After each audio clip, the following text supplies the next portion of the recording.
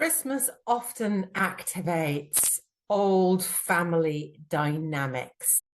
And in this video, I simply want to address some ways you can sort of prep internally and so that you don't get triggered so easily when you're around the dinner table on Christmas Day.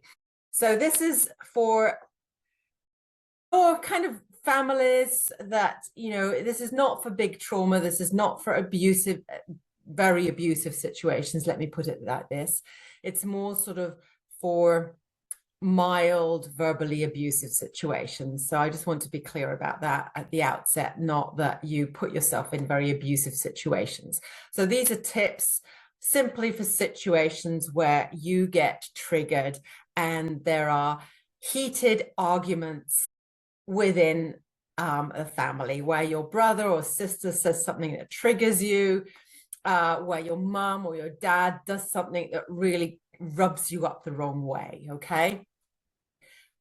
So one thing we can start by doing is to remember in advance that we do get triggered, that things end up not meeting our expectations. So often we go with this sort of expectation and we're all sort of hyped up looking forward to Christmas, and we kind of forget or repress the more difficult aspects of the family dynamics. So it's really helpful in advance to actually remember and bring these ideas forward. What is it really like? What does my father always do that really annoys me? Or what does my brother do that rubs me up the wrong way?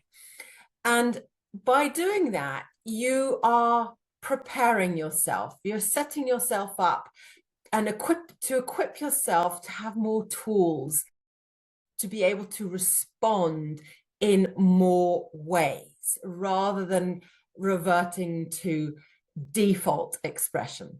Because the thing is, we all have the sort of default modes that we go to. For some people, that can be just shutting up, not saying anything and collapsing internally. For others, it might be that they overexpress so that you get more defensive, you start speaking louder, speaking more, speaking faster in an attempt to defend yourself. So these patterns vary a lot, obviously, and this won't apply to everybody, but there's some tips that might be helpful. So first, remember in advance that things can be tricky and that you might be disappointed, and set the intention that you will not let yourself be triggered, that you are not going to take the bait or get hooked into an argument that you afterwards regret. Simply that. Because one of the biggest wins is actually to notice it beforehand, just before you'd get pulled in. If you notice, this is the moment, I'm not going to do it, that's a huge win right there. Simply that. That's a big one. But let's say you're noticing you're getting triggered. What can you do?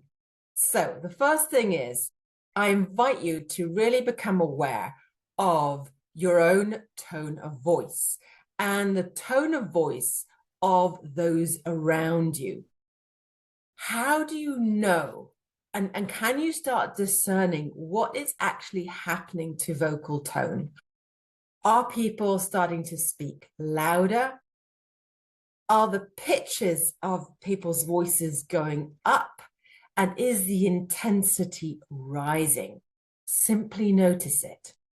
And notice that in your own voice, because it's always a giveaway. It's a telltale sign when your voice rises in pitch and you start getting louder and you start speaking faster, because it's reflecting a sense of urgency inside you. An urgency to either be understood or to say what you believe is true. And here's the thing, if you're feeling this urgency, go one step deeper and notice what is underneath, kind of underneath that urgency.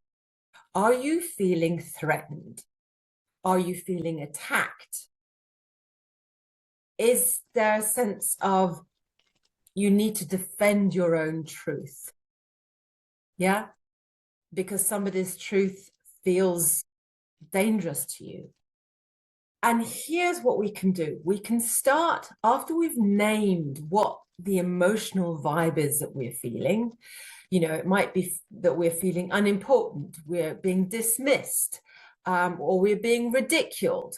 And that leaves us feeling small, unimportant, worthless, whatever it is.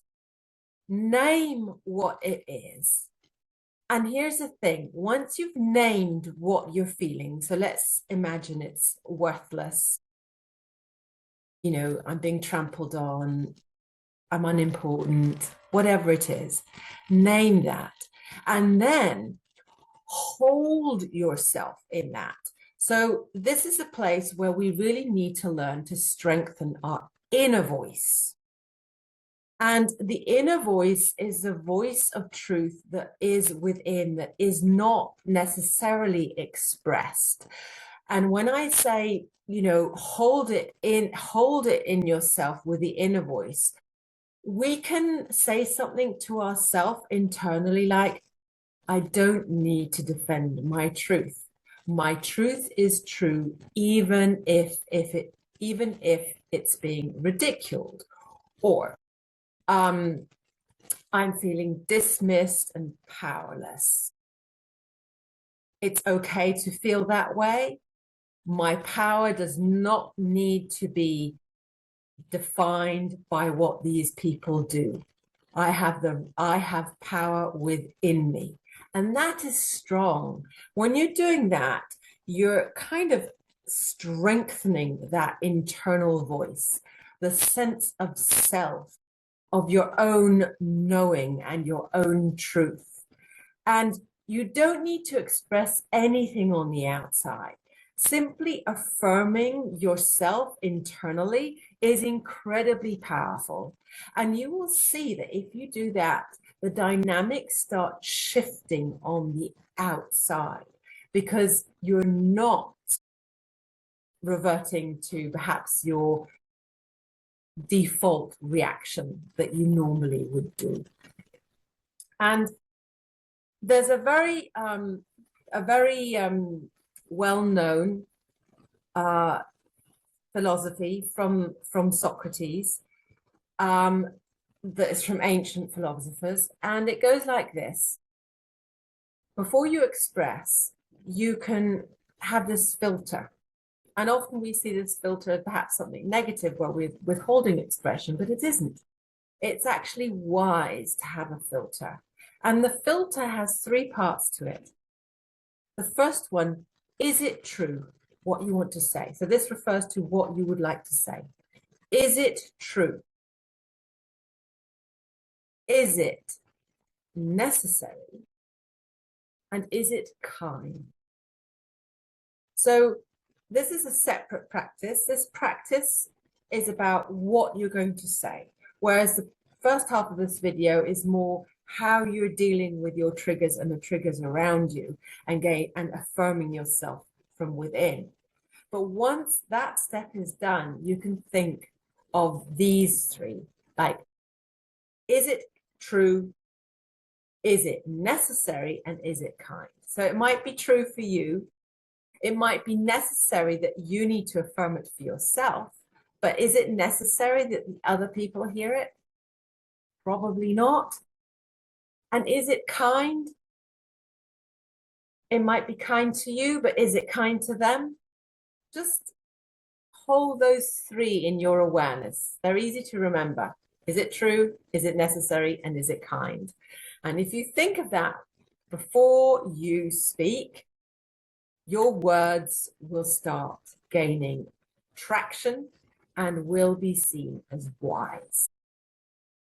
That's all for now. I hope you have a wonderful time over Christmas and that any difficult moments you manage to hold and be with, and you can process in an effective way. And remember, the big win is always to catch yourself before, that little moment before. That is huge. Okay. So with that in mind, see you on the other side. Bye for now.